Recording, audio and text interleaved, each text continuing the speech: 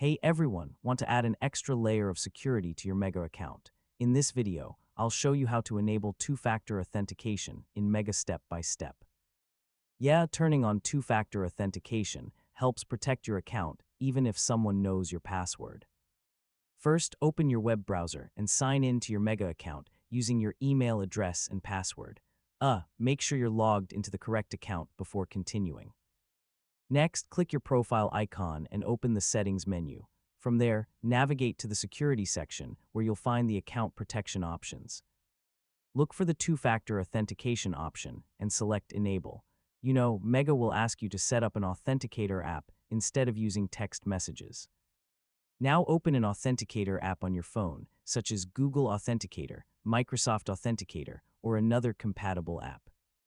Scan the QR code displayed by Mega or manually enter the setup key if needed.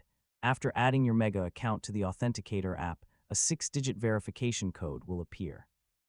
Enter that code into the Mega verification field and click Confirm or Enable.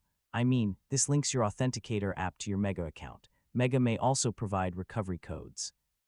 Save these codes in a secure location because they can help you regain access if you lose your phone or Authenticator app. Once setup is complete, sign out of your account and sign back in to test two-factor authentication.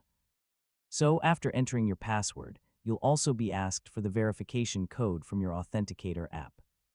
From now on, each time you log into Mega from a new device or browser, you'll need both your password and the temporary code from your Authenticator app.